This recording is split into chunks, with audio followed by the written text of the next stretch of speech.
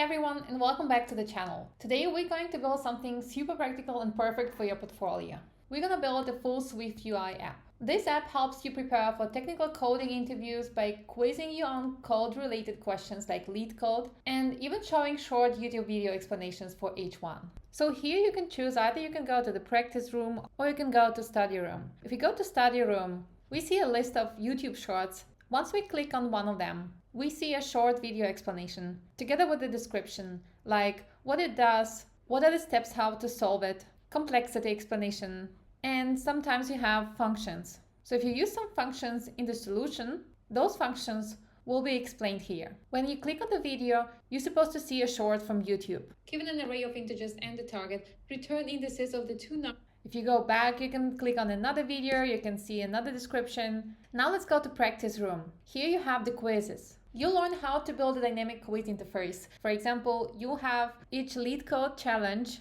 with the explanation what the code does. So this is the solution to the challenge. You have a few questions on which you can also answer and click next. For example, how do you initialize an empty dictionary and which function should replace none? So you have a none dictionary and you have a function that a none function that you have to replace with a real function. Dictionary you initialize with curly brackets, and here you need an enumerate function. So I think this answer should be correct, and it's indeed correct because it has green color. You can click on any of these options, and if it's not the correct answer, you will see the red color.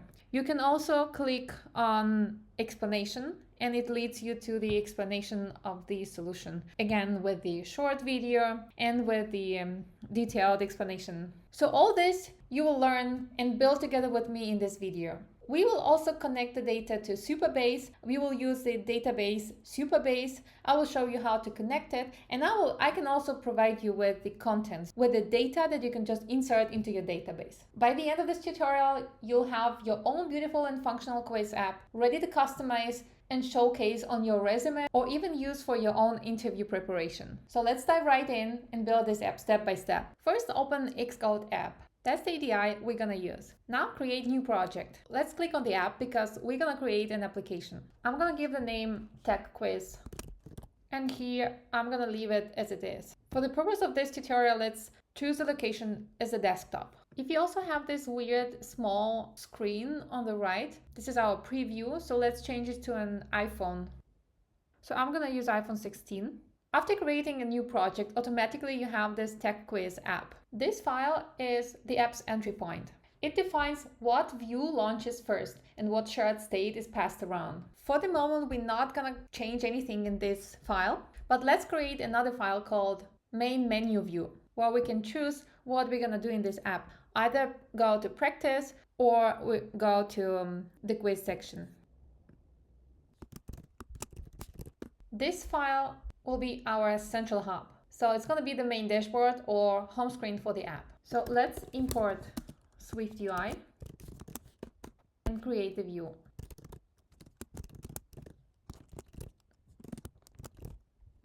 Now we're going to create the body of this view. Before we start creating all these buttons, let's create the preview. This preview will help us to see what we are building in the real time. So I will show you in a second. So see, now the window is opening. It's just because we didn't finish creating the preview provider and the preview of this view. That's why it's failing, but in a second it's gonna work. So now we need to indicate the name of this file. And let's see. So now supposedly when we start adding some UI features like buttons, we should see those buttons in real time on the right. All right, so let's start with the navigation view. It enables hierarchical navigation. So when users tap on a button, they're taken to a new screen with back navigation enabled. And in order to ensure clean UI layout between the buttons, we will use the vertical stack. Let's say with spacing like 40. And we will use the navigation link for each button. Destination. So here we will use Content View. And this navigation link is how we create tappable buttons that lead to new views. In this case, the Content View will be our practice room. This will be the quiz interface. So now let's do the text. So this will be the text of the button. And we will say, go to practice room. So we will want to specify the font. We will use title 2.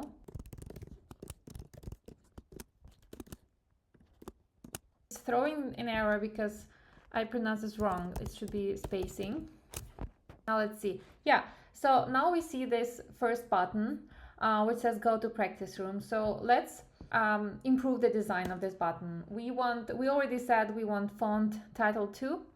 We also want foreground color. So let's say we want it to be white. Okay, for the moment, let's say we want it black. Then we will change it to white because we still don't have the color of the button. We want the frame with the max width, let's say infinity. Background color hue. And the corner radius. So corner radius. So now you see the button, and actually now the color can be white because we will still see the color. Good. So let's move to the next button. Go to study room button. Let's copy paste this because it will be very similar.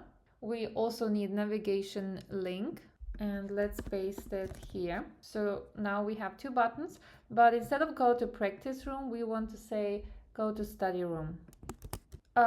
For the moment, we will leave content view, although for the study room, we should create a new file, a new view, which will lead us to the studying room. So for the moment, we will leave as it is, but later we will create another view and we will change it here.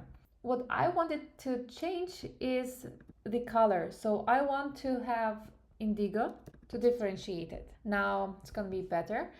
And let's also add the spacer. So now you can see that those two buttons are on the top of the screen. To make it a bit nicer, let's add the title as well. So navigation title, and we want to put the text inside. So let's have tech quiz menu, for example. And now you see first the title and then the two buttons. If we click on the button, we don't see anything for the moment because the content view file does not include anything, but we will build it in a second. So let's continue with the study room. We want to define our models. We're going to create a new file called models. And here we will define the data structures. First, let's import foundation. And the first structure will be YouTube short.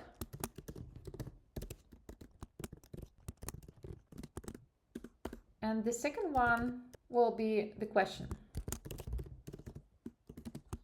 These two models will be also our tables in Supabase. YouTube short will represent one video tutorial, and the question will represent a single quiz question. So we want some attributes, of course, to each table, and YouTube short will include such attributes as ID. Then we need title, video ID, and description. The question table will have a bit more columns. The first column should be also ID. Then we want to have time when the question was created. Let's add the title, which will include the questions. The code. This will be our code snippet. It can be optional. The answer. Of course, we need the options. So these will be our 4 options to choose from. And the video ID. So if you notice, both tables will have video IDs. This will be very helpful because every YouTube short video has its own ID, and that's how we can connect those 2 tables. But we also will need last column selection.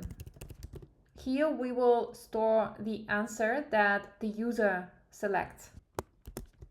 It's going to be also optional. Both tables gonna be codable.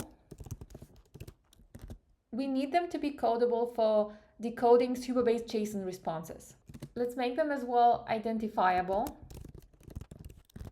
Identifiable, make sure that the ID is unique and SwiftUI list can use it easily. Let's make YouTube Short as well hashable. So hashable so that we can use these YouTube Shorts in sets. The last thing we need here is to import Supabase.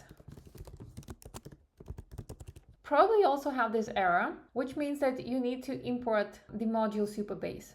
So how do we do this? So let's go to File, Add Package, Dependencies. Here we already have Supabase.swift, but if you don't see this, you can just look for a Supabase, typing here Supabase. But since I already have it here, I just add the package and I just add to target, which is TechQuiz. So let's see if it works. Looks like it works.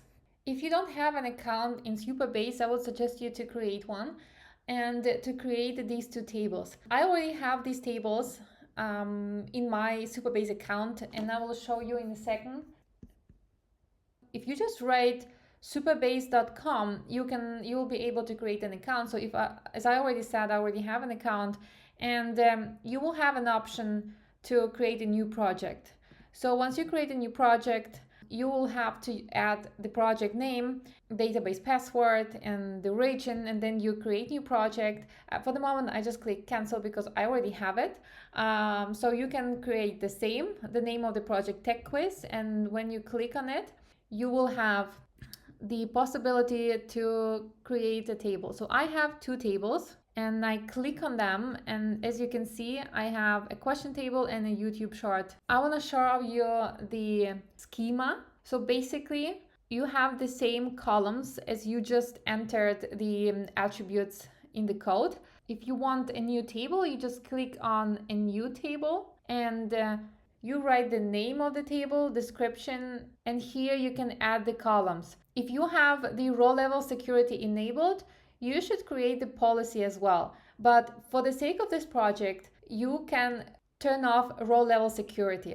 It will work completely fine. You will notice that your data is not visible in your app. This is because you still have enabled your row level security, but you did not added the policy. If you enable row level security, please also create a new policy for each table. But as I said, for the sake of this project, you don't even need to enable the row level security. You can check off and continue creating the columns. Pause the video, create all the columns, and come back to continue with the app. So I hope you created your columns and your 2 tables successfully. Write in the comments below if you had some difficulties or you need any help. But if you do have your 2 tables and all the columns and you created them successfully, then let's move on to the study room. So for the study room, we will need video library, and we will create this video library in the models file. So let's create the class video library, and this library is going to be observable object. Observable object means that it enables views to observe changes using state object or environment object. So let's create a static singleton instance. So this singleton instance is a design pattern that ensures a class has only one shared instance throughout the lifetime of your app. So it's often used when you want to provide a single globally accessible object. For example, data manager, cache, or in our case, it's a video library. And static let shared creates one shared instance of video library. Now let's add a flag which tells us if the videos are loaded or not. We say videos loaded. We set it to false because initially it's not loaded. And we set it to published.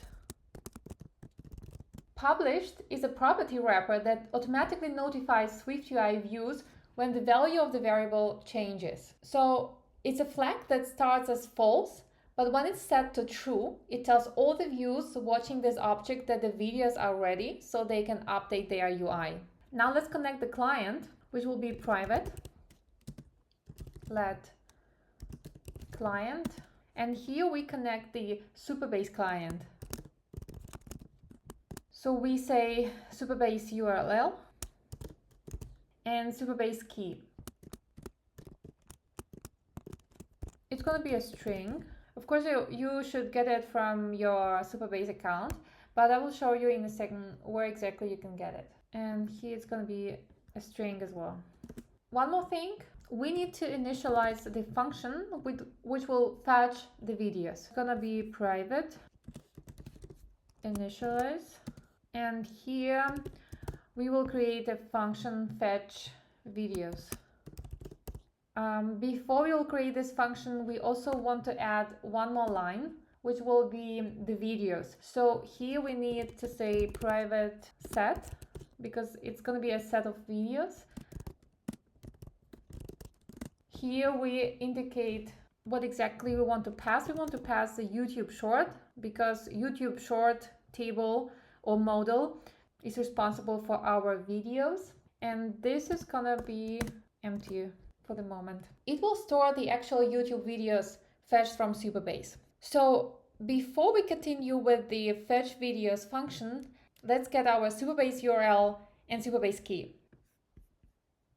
Go again to your Supabase account, and here you have the project settings. Clicking on the API keys will give you the key.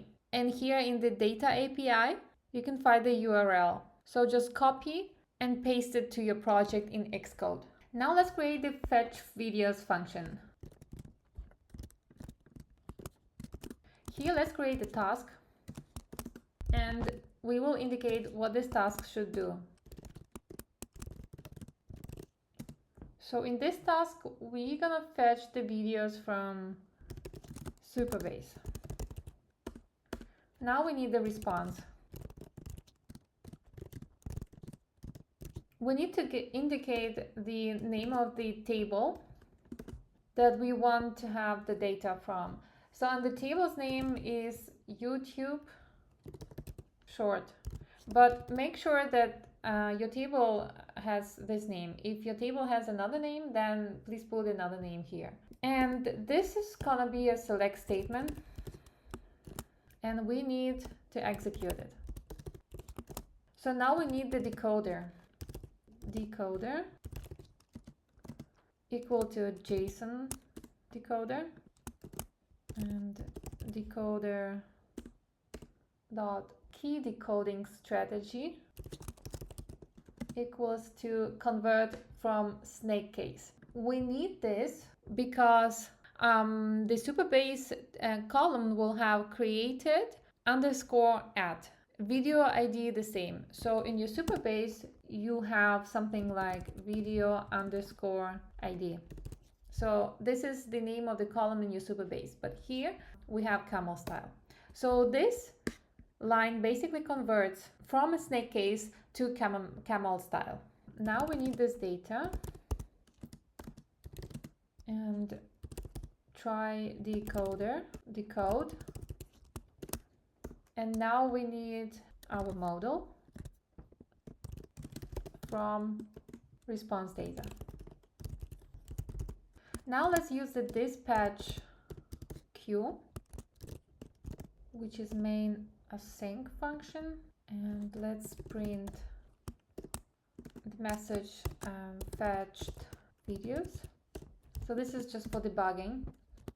We want to know how many rows we have. Then we need self videos equals to data, self videos loaded equals to true.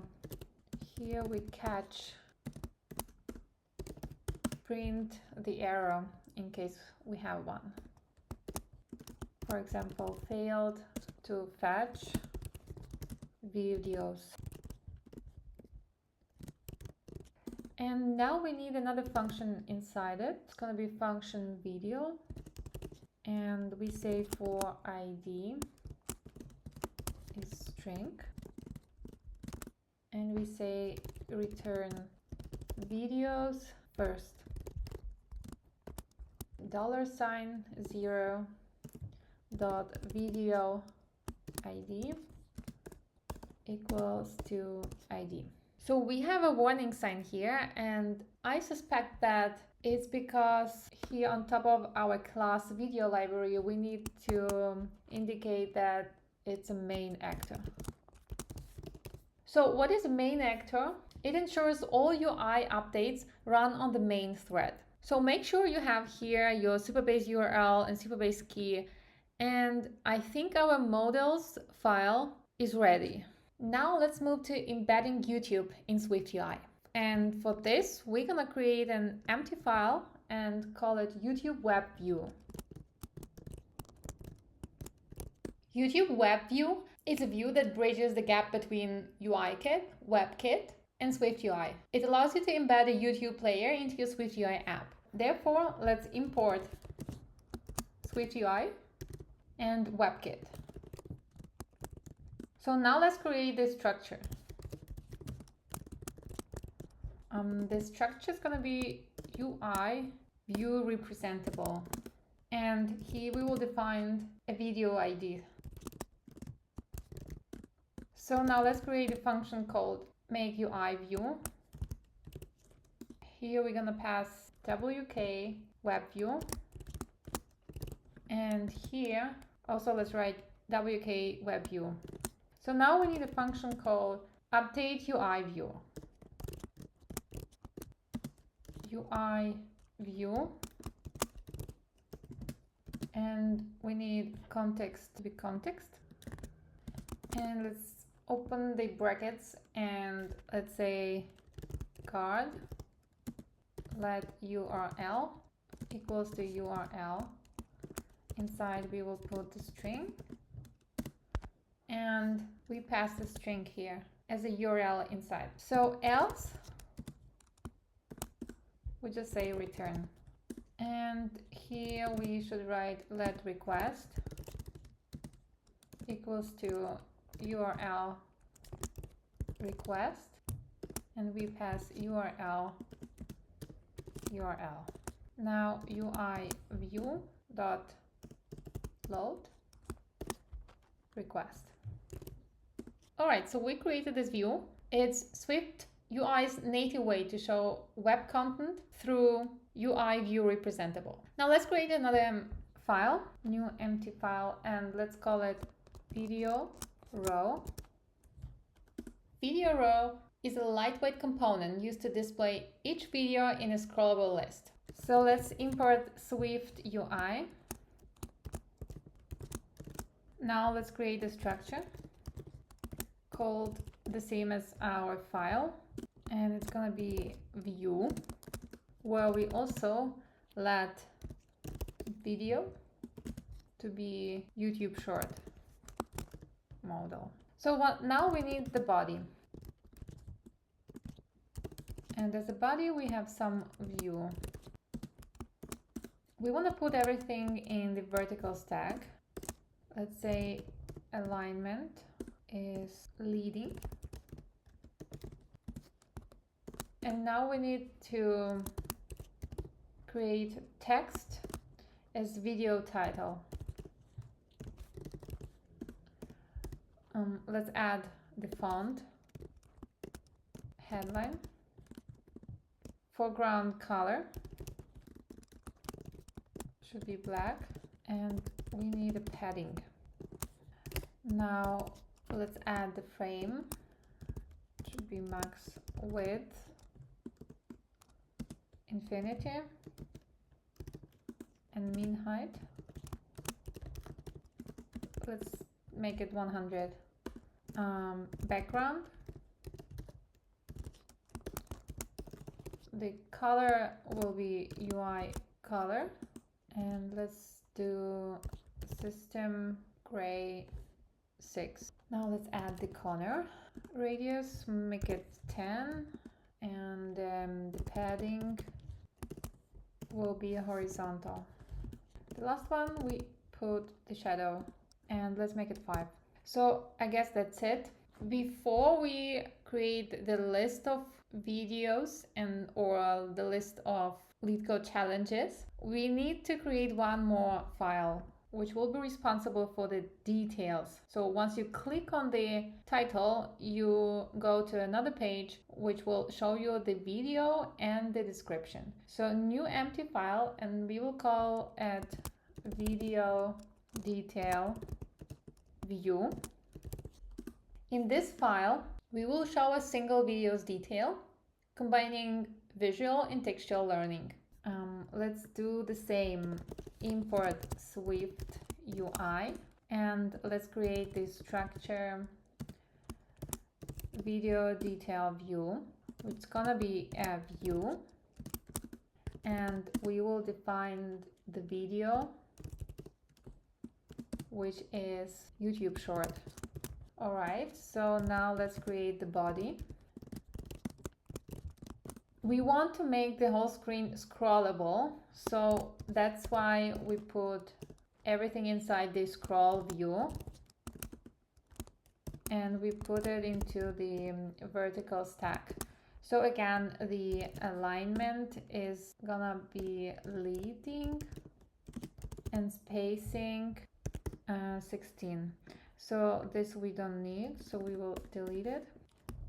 We will open the curly brackets, and now let's use our YouTube web view in order to show the YouTube video.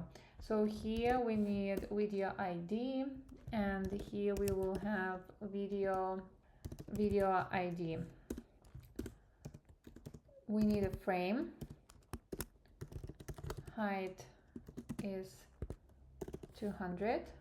Corner radius, we want to make it 10 as everywhere else. Here we forgot the dot, and now dot padding. So now we need the text, because after the video we want to put the text where we will describe the approach, the functions, and the complexity. So all this is stored inside the video description column. Here we also need the padding. And the last thing we want to add is the spacer. So now let's add the padding again, and here we will indicate the top. All right. The last thing that we need is the navigation title. Video title, navigation bar, title display mode, which is set to inline. All right, the video detail view is ready. Now let's move to the important stuff where we will see what we built until now. This is gonna be the list of all shorts. So let's create new empty file, and let's call it YouTubeShortsListView. And this view defines the main interface of the study room. This is a place where users can see a list of video explanations, tap on any video to watch it, and read its description, and study at their own pace. So here we will pull data from Supabase using the shared video library that we created earlier. To start with, we need to import first SwiftUI. And now let's create the structure. YouTubeShortsListView. And this is going to be the view. And now let's import the video library, which will equal to video library shared. The video library is state object, so we need to indicate that this is a state object. Now we can create the body. Before we move forward, let's create the preview. So this is going to be YouTube short list view underscore previews, and it's gonna be preview provider. And now we need a static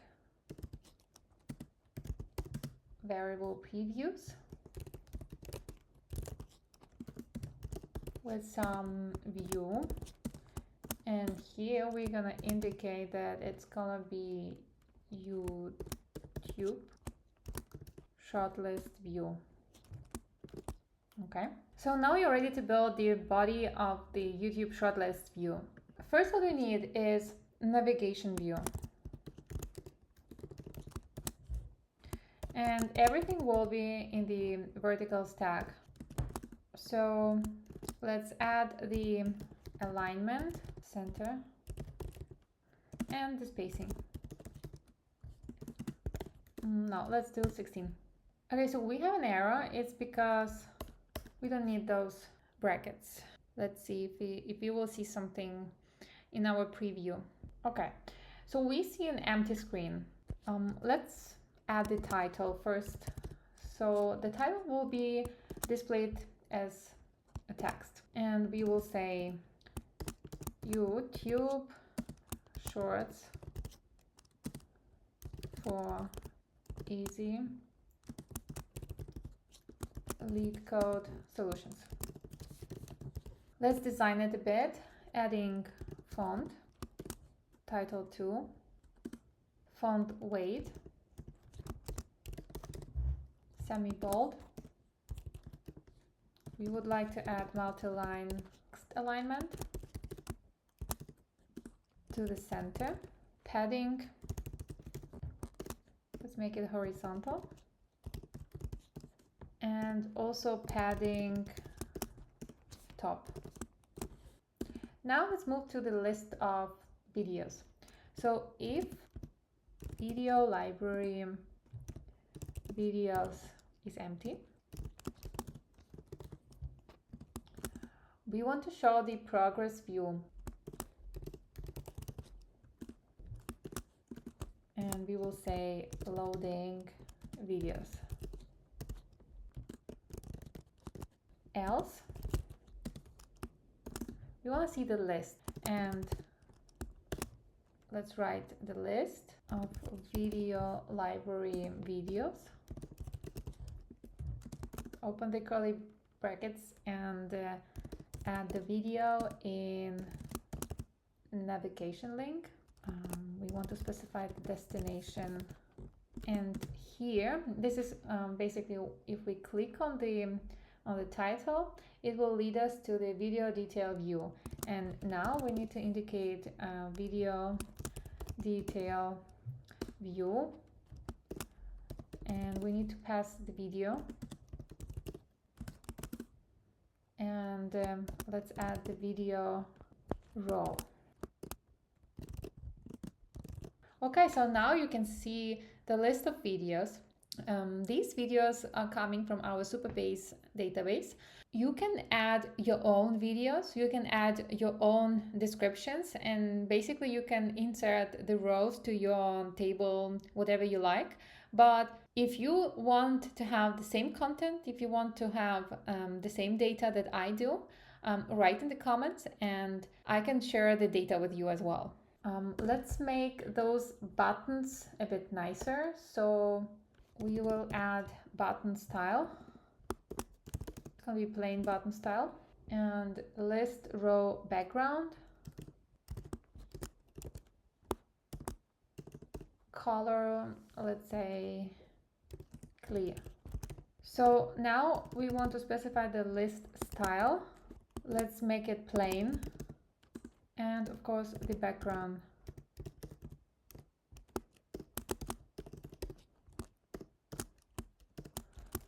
UI color, system background. So let's add the navigation bar hidden to be true. So we can scroll vertically, as you see. And yeah, let's add one more thing, which is on up here, video library, fetch video. So basically we add the function that we created earlier. So that's how we fetch all the data from the table YouTube short from Supabase. This on appear triggers the video fetch whenever the view appears, and it ensures users always get the latest content from Supabase. So let's try, because as we said, each item should be clickable. So if we click on the item, we see the YouTube. Okay, it doesn't work for the moment. Let's see what we forgot. Okay, so the video doesn't work because the video ID should be in parentheses. So let's add this here and backslash, and now I think it should work. All right, so let's go back to the list of views. The preview is loading, and when we click, it works right now. So given an array of integers and the target, return. Yeah. These shorts are publicly available on YouTube on my channel, so you can watch the videos.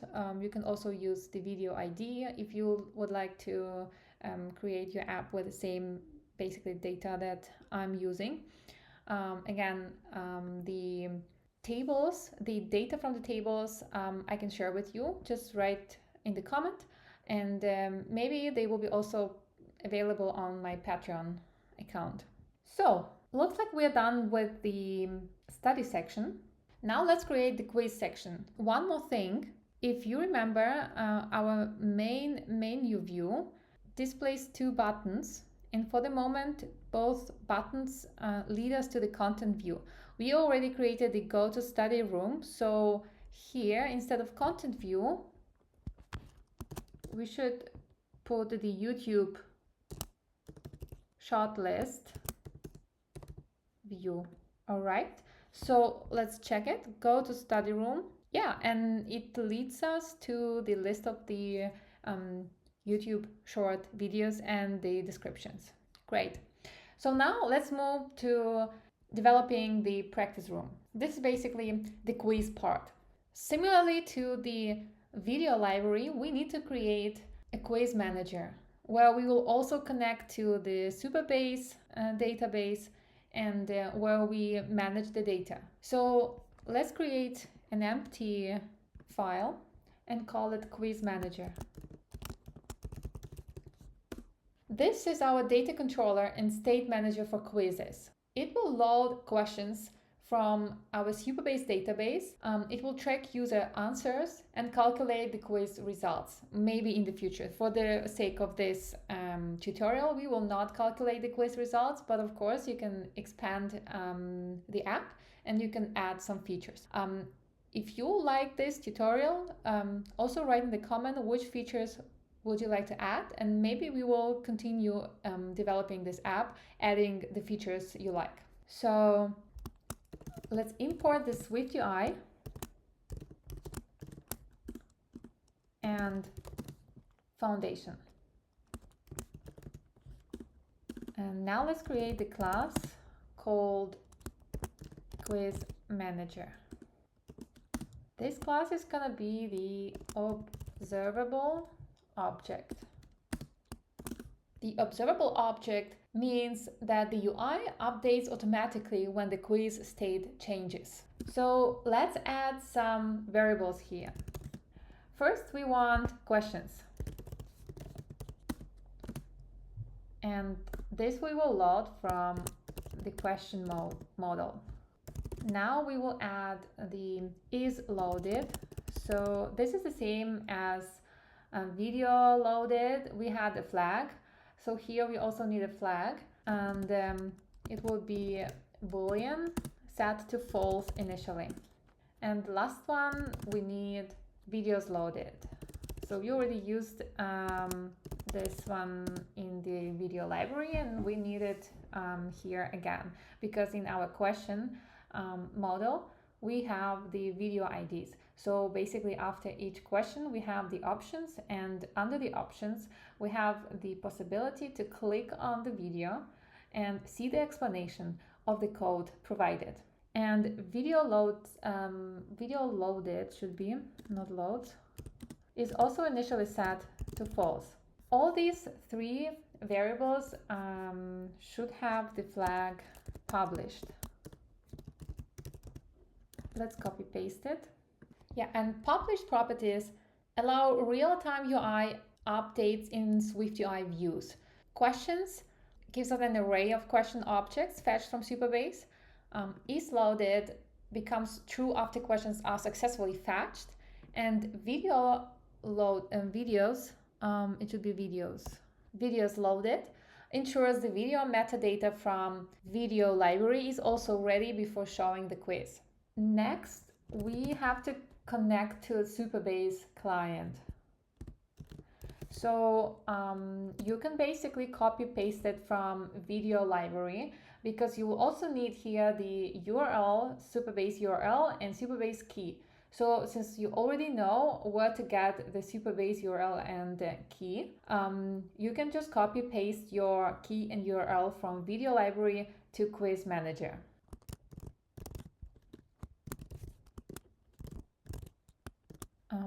And also, yeah, instead of SwiftUI, you can actually import Supabase. Supabase URL, it's going to be URL, string, here goes your string, and now Supabase key. Let's add the initialization. So here we need to fetch questions. This function starts an asynchronous fetch from the question table in Supabase. We already did something very, very similar in the video library, but in the video library, we were selecting the YouTube short table, and here we're gonna select the question table from our Supabase. So let's give it a task, and let's say what it should do. We need a decoder. It's gonna be a JSON decoder. Now we say decoder dot key decoding strategy equals to convert from snake case. So we did the same in the video library. You have underscore in the columns, in the name of the columns, and so this is like a snake case. And in your models, you have camel case. And this line basically converts it. Now let's get the responser.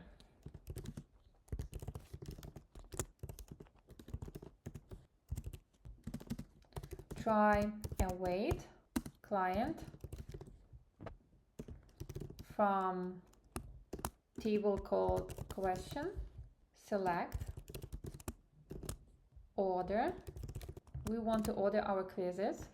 We will order by ID, and we say we want to sort it as in ascending order. And the last one is execute. Now let question data to be question response dot data, and let questions try decoder decode, and here we will say question table self from question data. So we have some errors because I typed it wrong. Question response data, here we need empty space. This should start from a new line, and I guess now we don't have errors. Correct. So now let's create the main actor, which will be await. Await, it's because it's a synchronous function, that's why you need await. And main actor run. So here we need self questions equals to questions. Self is loaded equals to true. And if library, video library, shared videos is empty, then dispatch queue main async after.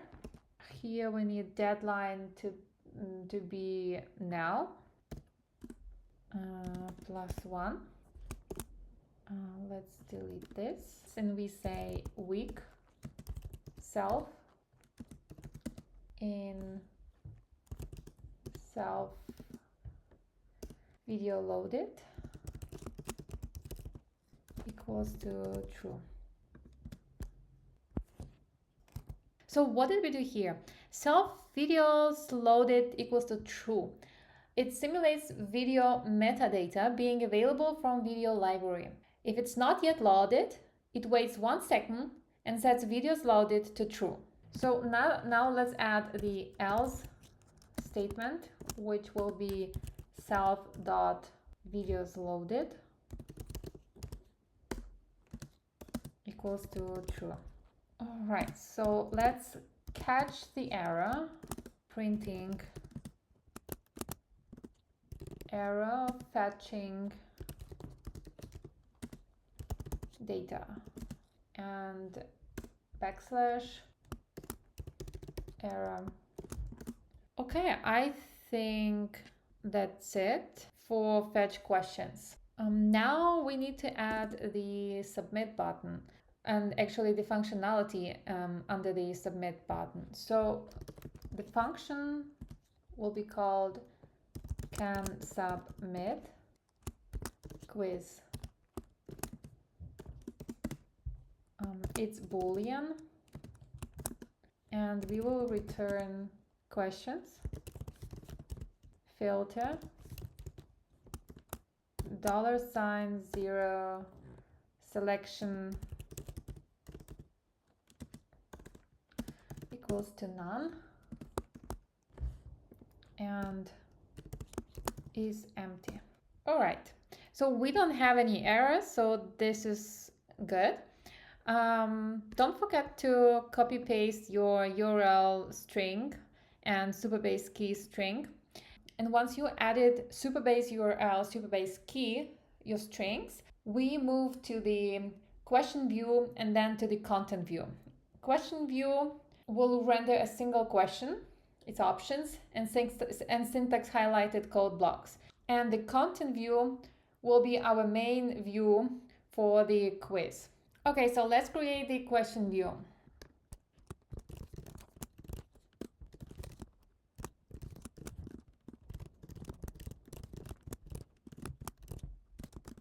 Here we need to import the variable question. Question is going to be binding. Binding means that this view receives a reference to a mutable question, allowing changes to reflect in the parent view. So changes means, like, for example, the user selects the option. Now we can create the body. It's usually before we move to the body part. Let's create the preview provider.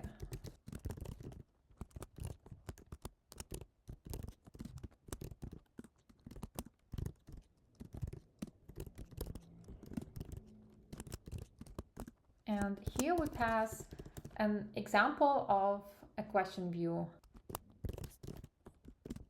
We need the question to be constant, which means that on our preview we will see one example. So this data does not come from the database, this data comes from a template which we create right now. So our question has ID. It has created add attribute, which will be empty for the moment. it has a title. Let's say, what is the capital of France? So this will be our question. It has code. Let's just put any code like numbers equals to 1, 2, 3. Print numbers. And now we have options. Let's say Vienna, Berlin, Warsaw. Now we need video ID. Okay, we forgot one more attribute, which is answer. And the answer will be, of course, Paris. Okay, that's it. Let's move on to the body. We want to put everything in the vertical stack.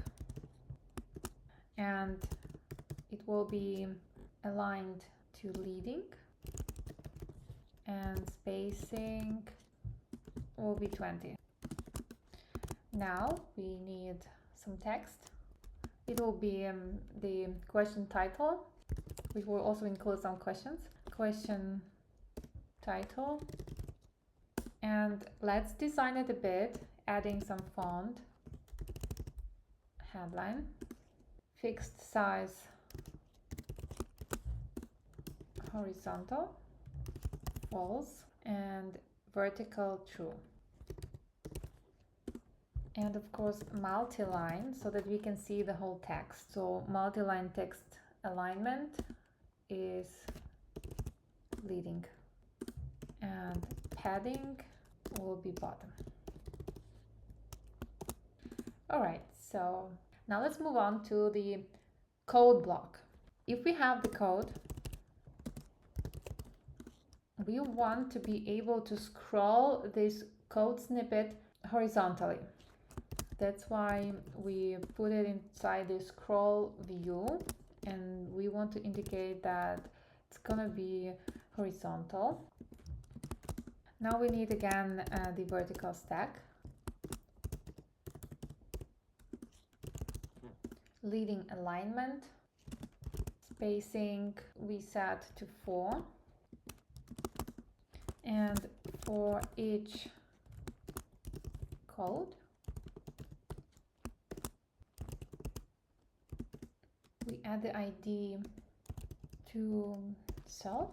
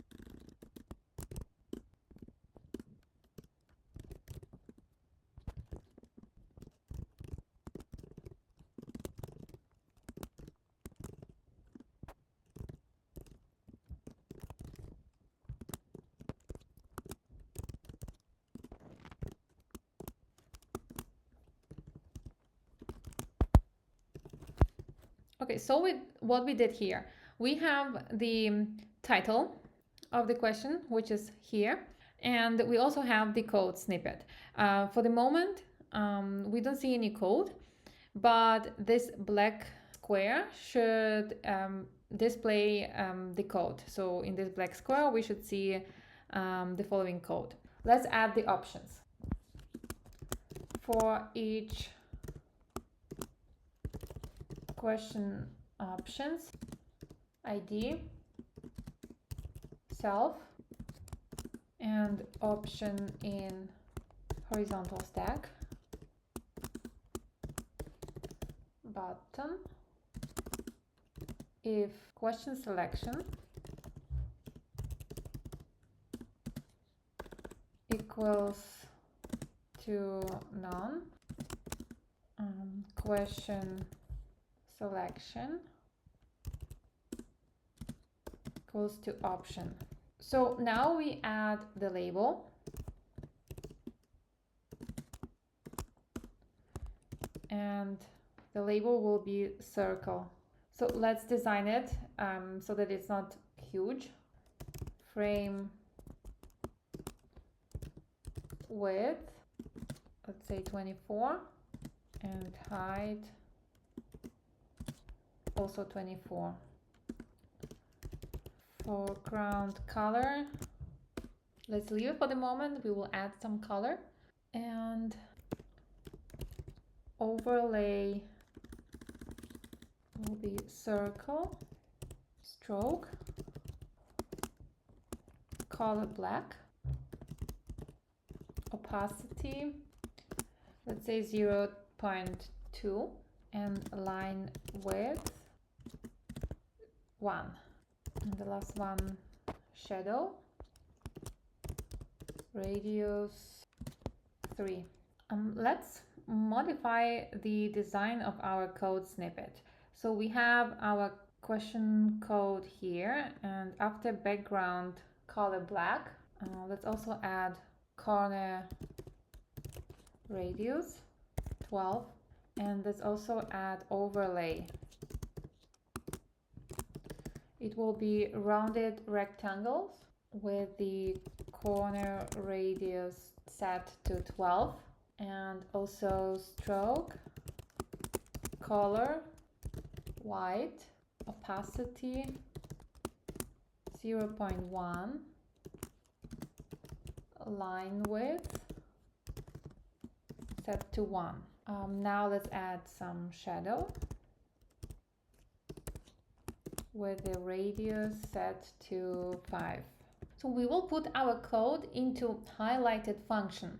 This function will take some keywords in programming languages that exist and highlight them in a different color. So for the moment, let's write highlighted, and we will define this function later. We will set it to each line with the font of the system, body, design, monospaced. So we don't see any code yet in this black square because we have to create the highlighted function first. In order to save some time, so I will just copy paste the function. So now we can see the code snippet. The highlighted function is a basic tokenizer that colors keywords, like for example, if, else, elif. This is used to highlight each line of code inside the code block. So basically, this creates the atmosphere of real code EDI.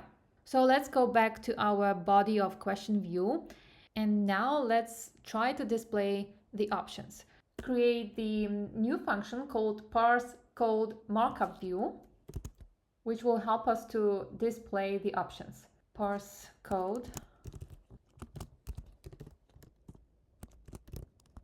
and here we need each option with the color. The color will be option color for each option. Yes. So here we need to create the function parse code markup view, and we need to create the function for the option color. So let's do first the parse code markup view. So let's write function parse code markup view, and we take input as a string, color will be color, and here we put some view. We need two variables. One is parts, it will be any view, and another variable will be remaining. which is input. All right, so while range start, remaining range of, and now we need to define the symbol. So for us, it's gonna be code. So this is the range start, and now we also need the range end. So let's add it as well. Let range end equals to remaining range of, and here we have the same tag but with a slash, similar to HTML. And now we open curly brackets and we define the prefix. So we need range start, lower bound. If the prefix is empty, we append to the parts.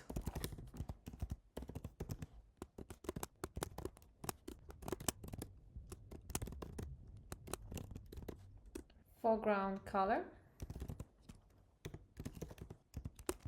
And here we just say color. So now let's add the code snippet with background. Let code equals to remaining range start, upper bound, and range and lower bound. We append to the parts any view. Let's write the text. So it's gonna be string, and this is the code. Let's design it a bit. Font system, body, design, and monospaced. Monospaced font makes it look like real code. So let's also add the foreground and the padding. Gray background, and here color, gray, opacity 0.2. So padding and gray background make it stand out visually. So we cannot preview because we have some errors. So we need to figure out why we have the errors, and I can imagine that we have the errors because of these colors. Like option color is another function that we have to define. But first let's maybe finish the designing. So after the background, we also want corner radius set to 4. Let's add the remaining.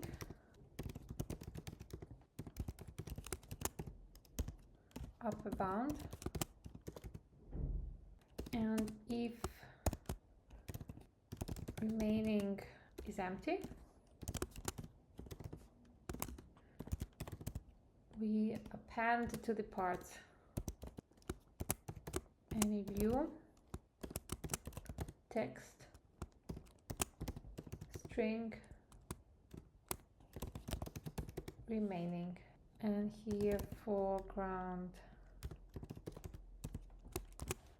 color, let's just say color, return vstack, alignment set to leading, spacing we will set to 4, and for each indices, ID \self, and here we say index in parts of index. So we want to make it fixed size, horizontal will be false, and the vertical true. So we add multi-line text alignment to leading. Okay. We will use option color function that we will create right now This function is going to be private. And for option, string, we use color, card let's selected equals to question selection, else return color primary, and if option equals to selected, we return option equals to question answer. And here we choose green. So if the answer is correct, it's going to be green, but if it's wrong, it's going to be red. And here we return color primary. The option color function determines the text color for an option.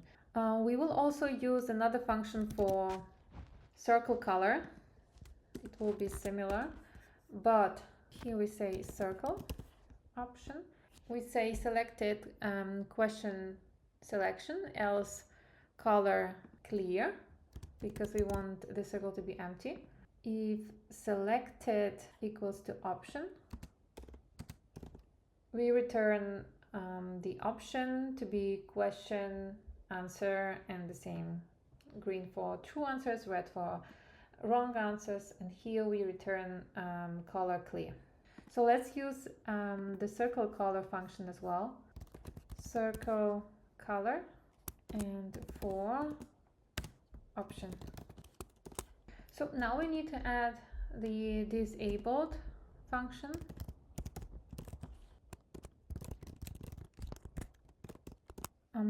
This will mean to disable the options after selection. So if I click on the option, I cannot choose another option again. So let's figure out why do we have this error. So I guess the problem was because we had closing parentheses, but we need semicolon. This was our problem, and now we can see the app. So here we have the title, basically the question, and we have the code snippet, and we have the options. So let's try to put options into the code labels. For example, if we say here code and here the end of the code, yeah, so Paris will look like a real code. Good. So it was a lot of functions for one question. So we have parse code markup view, we have circle colors, option colors, and we have highlighted. Now let's make it more interactive. Let's allow the user to click on the button and to see whether it is red or green, and let's use the data from the database.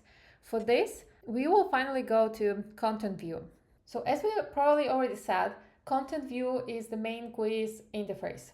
It is supposed to show one question at a time from the Supabase database, and it should allow the user to select an answer.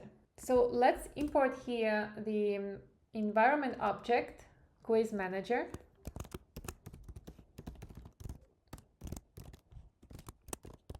It fetches the questions and tracks selections. We also need a state label next to the private variable current question index,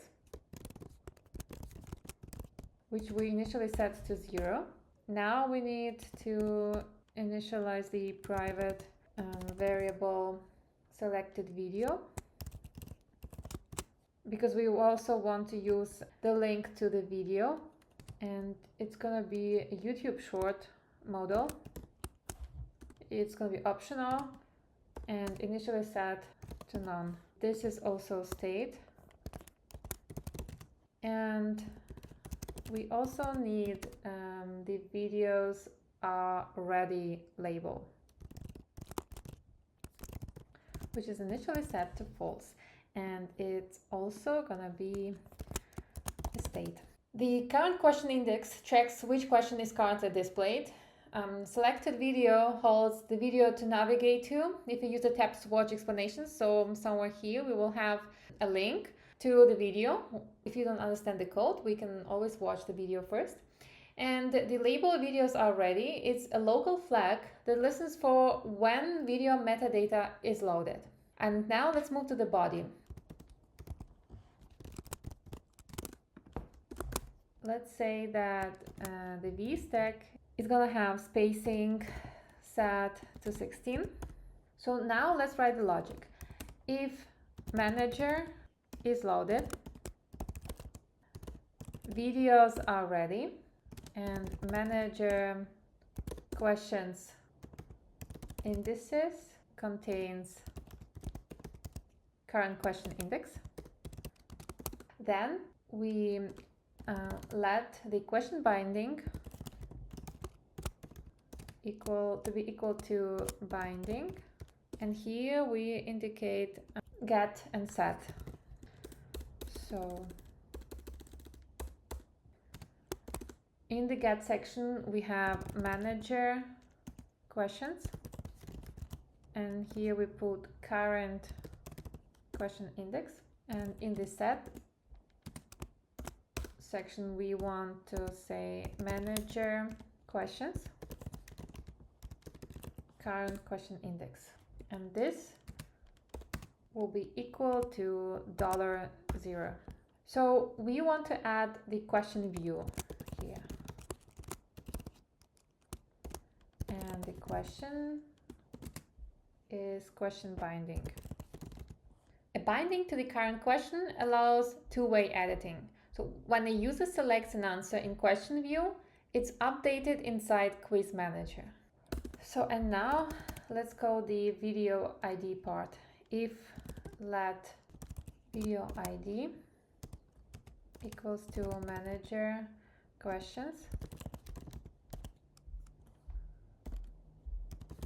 current question index dot video ID, let video equals to video library shared video for ID video ID.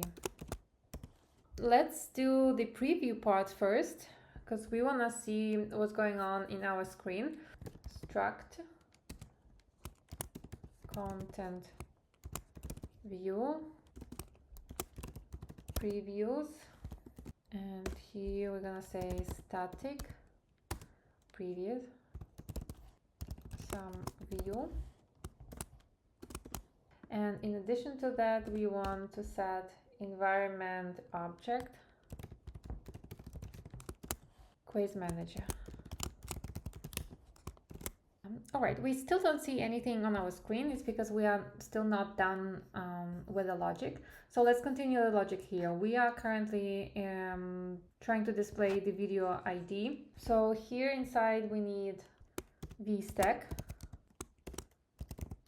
spacing, let's set it to 4.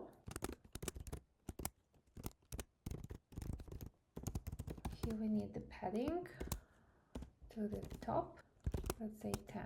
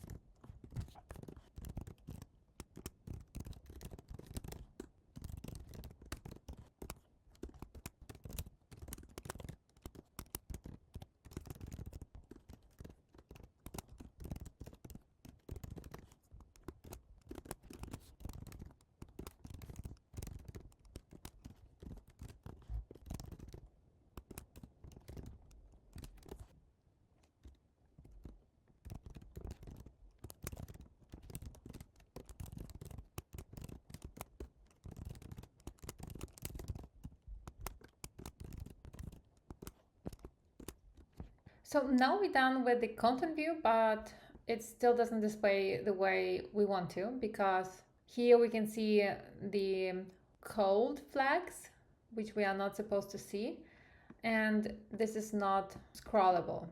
So let's check what is wrong. All right, so in order to have it scrollable, put the whole logic into scroll view.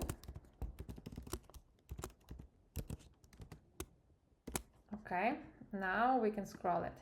So what about the options? Somehow, yeah, so it works, but we don't see the submit button, and this is wrong. We don't want to see the code. All right, so I guess that we need to check the app color.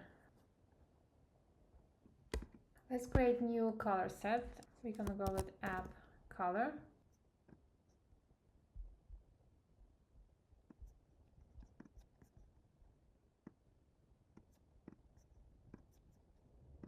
All right, so we set our asset, the app color. So let's come back to the content view. Let's check if we can see the button.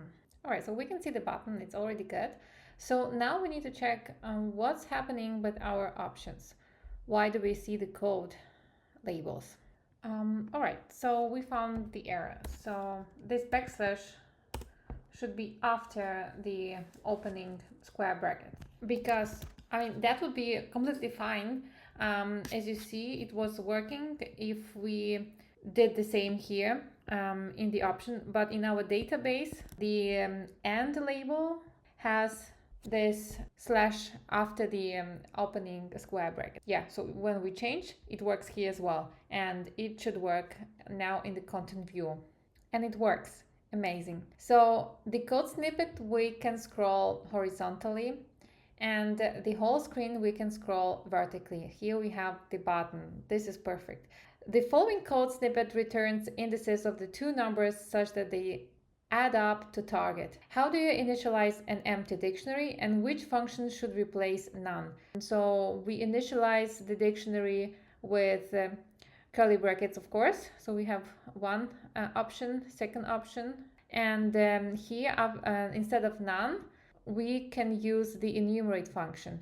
So let's go with this option, and since it's green, it means it's correct. Let's click on the next one, and now we have the next question and the next code snippet. Here in this code snippet, we have also two questions. How do you convert integer to string in Python? How do you reverse the string using slicing? Converting integer to string in Python, I think we can use str. Reversing the string using slicing would be this option, and it's correct. Let's click on the next one. And don't worry if you don't have the content. So basically everything what you see here, the code and the questions and the options, this is already in the database. Please write in the comment if you want the same content. I can make it available in my Patreon account. So if you are interested, please write in the comment, and I will create more similar quizzes, more content. So the question, what does the condition Roman to integer minus Roman to integer I plus 1 check for? Whether the two numerals are equal, whether the current numeral is greater than the next, whether to apply subtraction due to a smaller numeral before a larger one, whether to skip the current numeral. So let's check the wrong one to see if it is red. And okay, so whether to skip the current numeral is the wrong answer, and it has the color red. We click to the next one, and for the moment it's the last one. But again, if you would like to practice, if you would like to make this app for yourself, to practice the lead code challenges, write in the comment, and I will create more questions so that you can download more data into your app. And the last question is, how do you access the first string in a list of strings, and which function checks whether a string begins with a specific prefix? Accessing the first string in a list should be strings 0, yeah, because this is the name of our list, and 0 is the pointer, so we start counting from 0 in Python. Which function checks whether a string begins with a specific prefix? So this is starts with. We click here and this is correct answer. Now checking the link. So if we click the link, we also have a video. Let's write a function to find the longest common prefix string amongst the This video is available publicly on YouTube. That's why you can access this video without any problem if you have the video ID. Let's run our app, and I think we should have the simulator right now. All right, so something is not working. No observable object of type QuizManager found is because in the main menu, we have to add here environment object.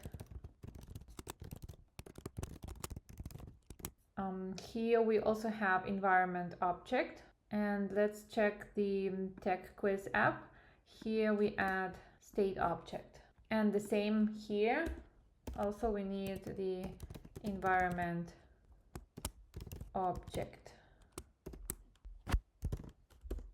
QuizManager. The state object creates a single source of truth for quiz data across the entire app. So let's check it out again. Let's finish and let's run it again. It looks like we don't have an error anymore. Yeah, so we get the same. I just click something just to check if it works, and it does. And I also click on the link. Amazing. But actually, when we run an app, it should show us the main menu first. So let's check why it doesn't show us the main menu. Of course, it's because here we have content view. We want the main menu view. So now let's run. Yeah, and we have the main menu. We can go either to the study room and practice each challenge, or we can go to the practice room and practice. Cool. I think that this app is useful for everybody who wants to prepare for the technical coding interviews. And we all know that the best preparation is lead code challenges. And here you have everything. You have the problem, you have the solution, and you have the quiz. Some people are better at learning when they do quizzes, like me, for example. So I will use this app for myself, but I think it's also a great chance to extend your portfolio as well. So besides learning and preparing for technical and coding interviews, you can also add this project to your portfolio. Write in the comment if you liked it, if it was useful for you, what would you like to improve, and which features would you add. And if you would like me to improve this app or add some features, let me know. Thank you for staying with me the whole tutorial, and see you in the next one.